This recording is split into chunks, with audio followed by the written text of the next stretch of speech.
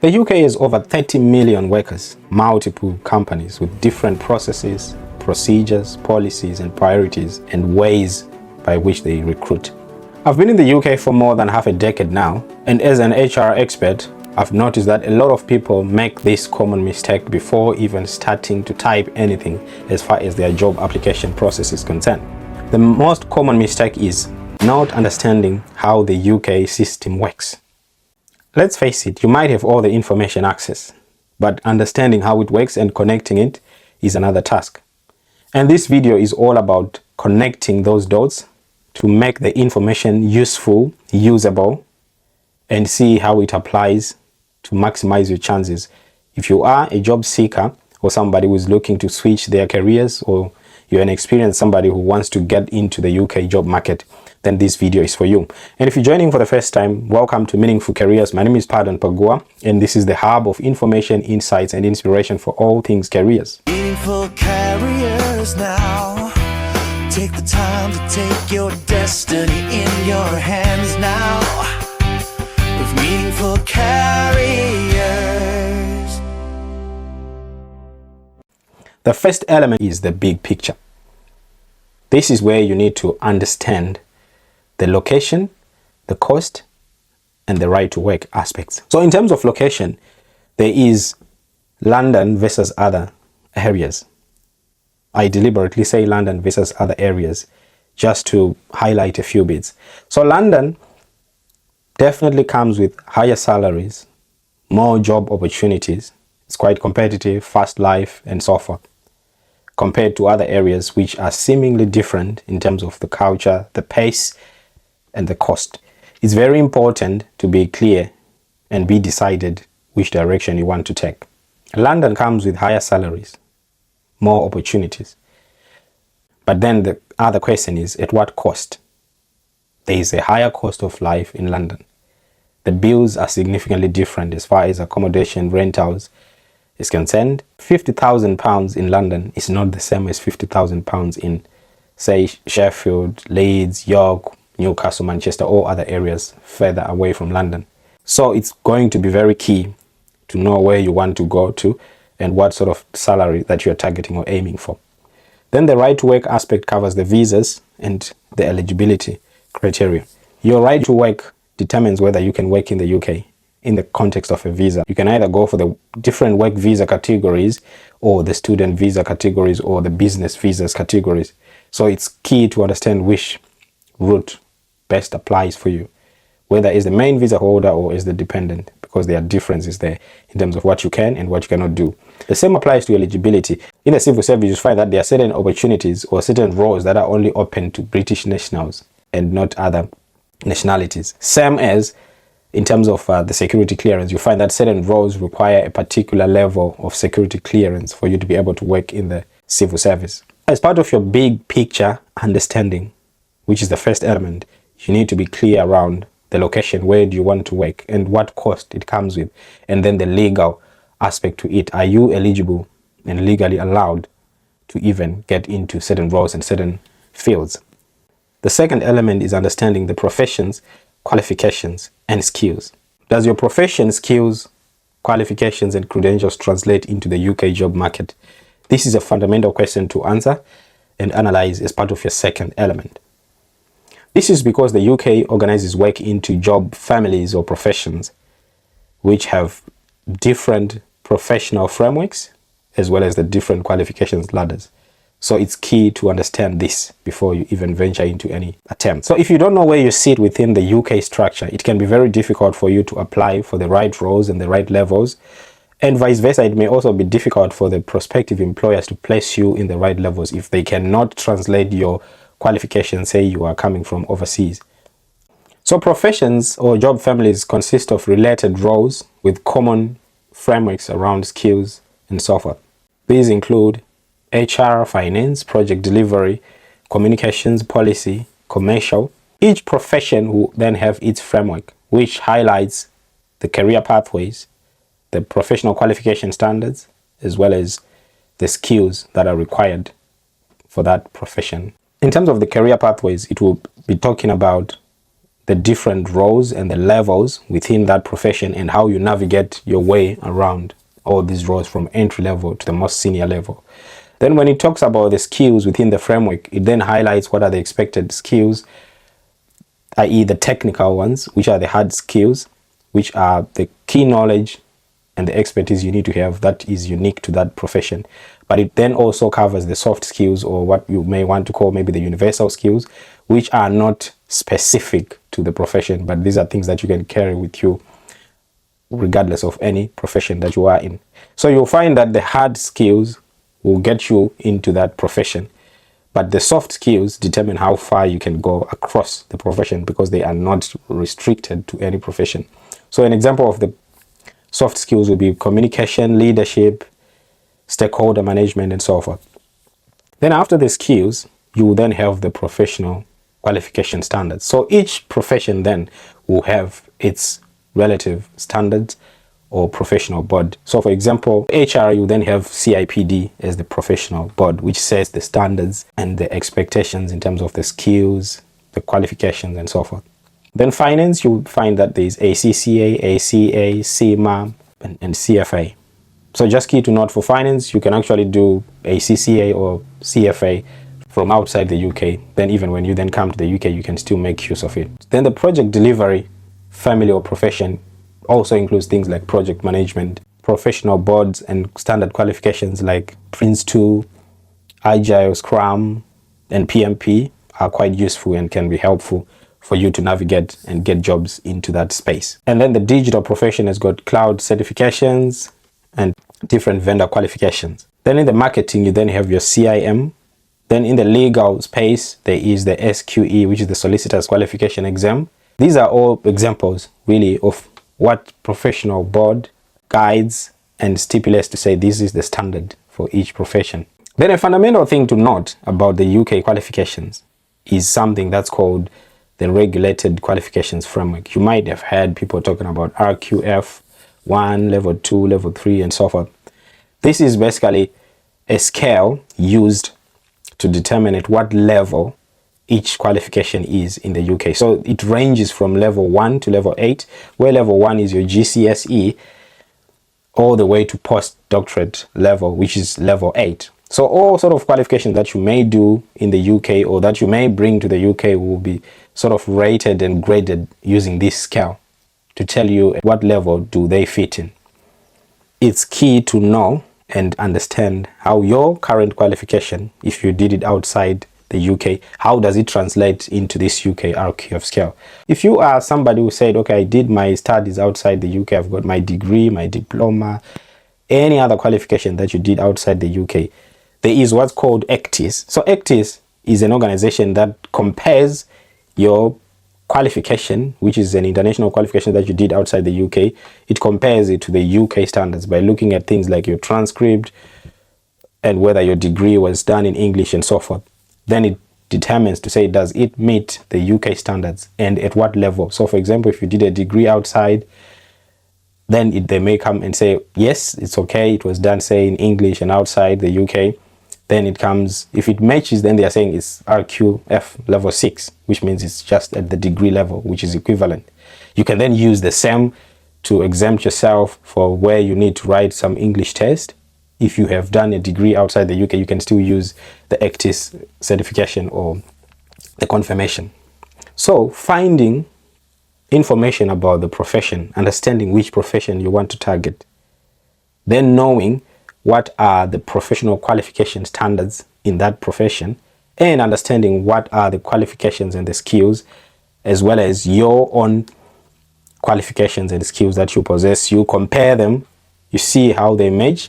Where they are not easily translated into the UK standards, you can then do the statement of comparability or get any acknowledgement or any other accreditation such that you fit well into the different professions as they align with the professional standards, the qualifications, the skills, and so forth. This is a key second element to think about. The third element to think about is now what I call choosing your arena. You need to decide on which sector you want to go for. There are different sectors in the UK with different processes, with different cultures, with different approaches to recruitment. So it's not one and the same thing. This needs to be clear before you start applying. The first one is the civil service, where you work directly for the government departments and agencies. For example, you work for Home Office, Ministry of Justice, Department for Work and Pensions, DHSC, and so forth. The civil service has got a unified grading structure which ranges from admin assistant level all the way to the senior civil servant level. It's got its own ways of recruitment, and there is what's popularly known as the open and fair recruitment principle, which basically helps ensure that the recruitment process is objective and is open in the sense that it's advertised publicly, and you can also see the different salaries and so forth for all the civil service roles. So there is more transparency and there's a bit of security in terms of the jobs as well. They have got what they call the behaviors and strength assessment system, which is unique to the civil service, and it's pretty much what underpins the recruitment processes, questions, interviews, and so forth. The second one would be the public sector. This one includes agencies or arm's length bodies that are funded by the government but to serve the public. So you're talking of things like NHS, local authorities, schools, universities. These have a different way, slightly related to the civil service in some cases, but they are also independent in some other ways again. So they've got their own processes, their own ways of recruiting, and their own approach to everything as far as the culture is concerned. Just like the civil service, yes, salaries might be lower when you just look at the pay, but when you then look at the bigger scheme of things to say what is the total reward that I get when you compare the monetary side of things and then the non-monetary rewards, you may find that civil service and public sector is probably ideal. And when you think of things like flexibility, you may find that it's quite there. The other sector is the private sector. This is UK's largest employing sector, in the sense that it's got a lot of organizations ranging from multinational companies, small to medium enterprises, as well as startups. This is where all those organizations that don't belong to the public or that are not owned by the government mostly fit in. Yes, it's fast-paced. Yes, there is higher salaries. At the same time, there is high risk in terms of job security. It's not as guaranteed as you would find it in the civil service or in the public sector. They have got a different way and a different culture. Relationships probably matter more here, where who you know might be as good as your CV as well. So it's kind of different when you compare it to the civil service and the public sector, where they've got the open and fair recruitment principles. The other sector to think about is what's called the third sector, which comprises of the NGOs and the social enterprises. This is more in the charitable space and for individual driven to serve the public in a very much non-profit way. The culture again is different compared to the civil service, the private sector, or the public sector. And many people use this third sector, which is the NGOs and the charities and so forth, as the bridge to get into either the private sector or to move out from the private sector to the civil service or the public sector. So your profession, your skills, your qualifications, your roles, they exist in all of these sectors. It just depends on whether you understand how to approach them. You need to know which arena fits you the best. Are you a civil service person, a public sector person? Are you more in the public sector inclination? Are you more for the third sector, which is the NGOs and the social enterprises? Be clear on that. It guides and directs the strategy that you then take. Now that you know the big picture, the professions, the different sectors, it's time to look at what are the routes to entry into any of these sectors. The UK doesn't have a single door entry to jobs. These differ and depend on which sector you're targeting. So I'll split these into two broad categories. On one end, I'll touch on the civil service and the public sector. Then on the other end, I'll touch on the private sector and the NGOs. So for civil service, the main portal for jobs is what's called the civil service jobs. This is where you can go to apply for any civil service jobs openings. You don't really need to bother yourself moving around different job boards, etc., because the chances are they will redirect you back to the civil service jobs. So you just need to go to the civil service jobs, create your account, and then search for the different openings. And on the civil service jobs, you can also find openings from the affiliated arm's length bodies and the other public sector organizations. Obviously, not all of them, as some post on their different websites. So that's the first thing to understand in terms of where to go for the civil service jobs in the public sector. Now, for the civil service, the first route to entry is what's called the Civil Service Fast Stream. The Civil Service Fast Stream is the government's flagship graduate development program, where you are rotated across different departments as you undergo your training, and it covers fields like generalist, STEM fields, HR, digital, and many other fields. And the intake is usually on an annual basis. And it also has some assessments where they can assess you based on their civil service strengths and behaviors. The second one is the civil service apprenticeships. This combines learning together with working, because you can get to become an apprentice by applying for apprenticeship openings within the civil service. Or if you are already a civil servant, you can then apply for other internal apprenticeship schemes. And you can actually get, the outcome of these include qualifications that are ranging between level 2, RQF level 2, all the way to RQF level 7. So it's a win-win. Yes, it might come with lower salary, more time commitment as far as studies are concerned, but it's a balance between practice and theory.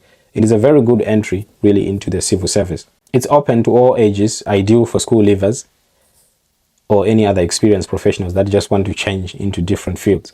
The third route is what's called the Public Sector Resourcing Route, or PSR. So how PSR works is, this is more for contingent labor, agency, contractors who want to join the civil service. Say you're a professional who is already experienced in your field and you want to join where you're not a full-time employee. This is the route for you, where you can then apply through the PSR website, create your own account, submit your profile, your CV, and so forth. Then they can help place you into the civil service. And we have secondments, which is another way of entering into the civil service. This usually works between the civil service and arm's length bodies within the public sector, where you can be seconded to the government department, or you can be seconded from the government department to the arm's length body, vice versa. Because of that working relationship between the civil service and the public sector, you can move around. So these are the routes to entry as far as the civil service and the public sector is concerned. Now let's move to the private sector. So the private sector, you can go directly to the different organizations' website. You can apply directly on their different job boards or their careers pages on their different websites. It's highly competitive, but it's one of the ways anyway. The second one is through recruitment agencies, where you liaise with the different recruitment agencies. You share with them your CV, then they help you with the job search. The advantage with this is that the agents will have more knowledge of the industry. They will have more connections in terms of the employers. So you stand better chances compared to a cold application where you just randomly submitting your CV using the direct route. What's key to note about agencies is there is the difference between general agents or specialist agents. Obviously, specialist agents have more specialized knowledge of the field or the particular field, so it's probably easier and stronger to get a job through that route. But at the same time, you can always work with the generalist agents as well. Then we have got referrals. So referrals are another way that's quite common in the UK, where somebody who is already employed by the organization gives your CV to the HR or to the recruitment team or to the recruiting manager. This is not nepotism, but it's based on trust, to say we are working with you and we trust your recommendation. So it's somebody recommending you to an employer. Then lastly, there are graduate schemes where you get in as a graduate trainee. After finishing your studies, you go into a program or an organized training where you go through coaching, mentorship, and training on the job as you are being prepared for either management role or for you to then rise through the ranks of the organization. This is ideal for somebody who would have finished their university or their college studies, etc. So this differs really between employers, but it's another way to get into the private sector through the different graduate training routes, because it kind of offers some assurance or some structured progression opportunities. These probably would be slightly different to the direct recruitment. Some run separate graduate development schemes, which are recruited separately from how they recruit experienced hires.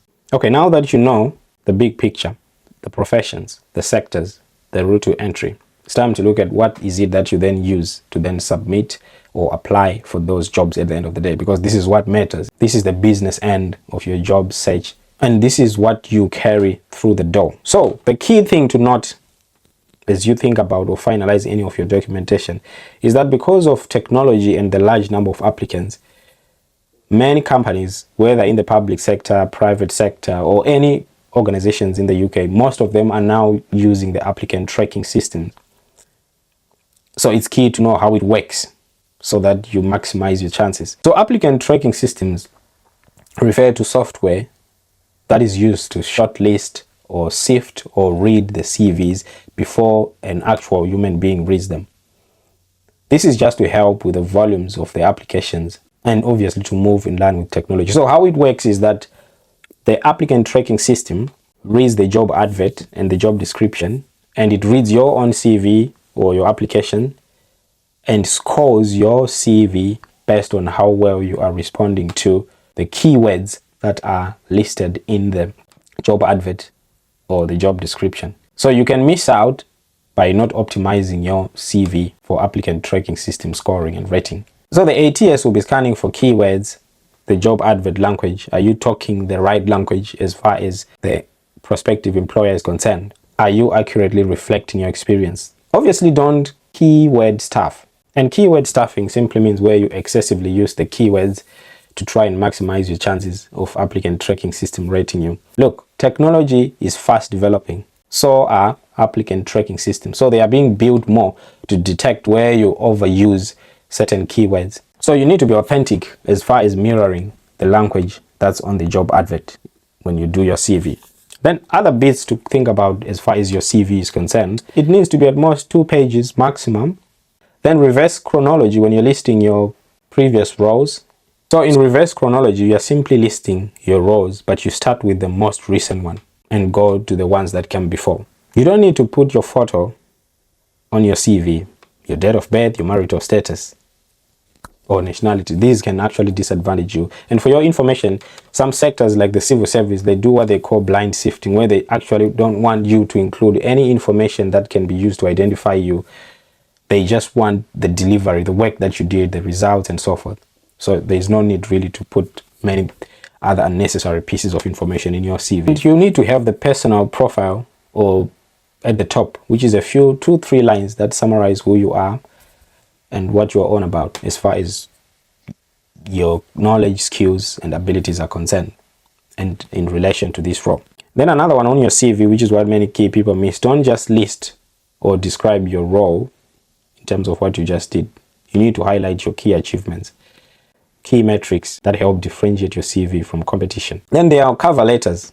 Yes, not highly used in the UK in some organizations, but whenever you are then required to put it, it's all about why this organization, and what problems do you solve for this organization. You are not repeating your CV, you are just giving them a summary of why they need to hire you and what it is that you're going to bring. It doesn't need to be too long. 1 page or so is good enough. So in the civil service, they rarely use the cover letter. Sometimes what's most common is a personal statement or a statement of suitability, where you are articulating why you are the best candidate for this job in response to the job advert. So it's normally in your application and you are explaining why you are the best person or why you meet the essential criteria that's set out in the advert. If you are somebody who is interested in the civil service, there is this concept of civil service behaviors.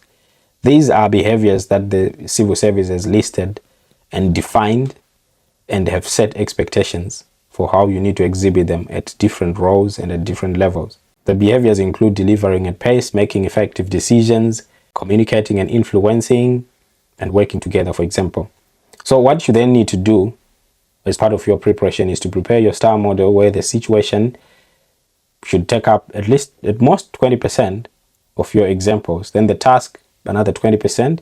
The actions are what's key, should probably take about 50%. Then the results would be your 10%. So you need to prepare these if you are interested in the civil service. You can still use these for other sectors, but it's mostly relevant in the civil service because they use these behaviors and they usually test you on these examples as well. And they expect the star model in many cases. Of course, you can have other different models to use, but they usually go for the star model. Then the civil service also has what's called the civil service strengths in addition to the behaviors. These talk about what you enjoy doing and what's natural to you. This is not something that you can prepare for. You cannot rehearse or have a script for answers because they are looking for your natural response during the interview. So the best way is to stay authentic. And in some cases, for example, in Fast Stream, they can actually just use the strengths as the initial assessment method because they say it gives them an indication of the fit and potential for the job. And in some other interviews, if you just fail the strength questions first, they'll say it's done. They don't really need to bother themselves with the behaviors because they believe the strengths are what's natural to you. So it's key to then understand what are the strengths. What they have the definitions for these strengths in the civil service related documents. So you can always read through to just understand what it is that they are looking for and how it works. You can also have technical assessments. You then need to prepare for technical assessments. Sometimes they call you as part of the hiring process. In the civil service, you can have written exercises, policy analysis tasks, or numerical reasoning tests. In the private sector, you can have case studies, coding challenges, financial modeling tasks, or be asked to do certain presentations. So these are the 5 key elements you need to understand before you do any application in the UK. Number 1, understand the big picture. That is the location, the cost, and the legal right to be where you want to be. Number 2 is the profession. Understand the profession itself, the standards, the qualifications, and the skills, the pathways, and the requirements in there. Then number 3, be clear of the industry that you want to target or the sector that you want to target, whether you want to go for the private sector, public sector, civil service, or the third sector, which is the NGOs space. Then once you are clear on that, you should know your route to entry, understand the different routes and what's required in the different routes. Then lastly, prepare for your collateral, which is the documentation that you would need to use. So that's it. I hope you found this useful. And if you need help to do a deep dive in any of these 5 elements or these 5 pillars, feel free to reach out. We can have, as part of our career advisory discussions, an understanding of how best to approach any of these 5 and where you are better off or best placed to pursue depending on your circumstances. Please like, comment, let me know if you've got any questions. Put them in the chat, put them in the comments, share, like, subscribe. See you soon. Meaningful carriers now. Take the time to take your destiny in your hands now. With meaningful carriers.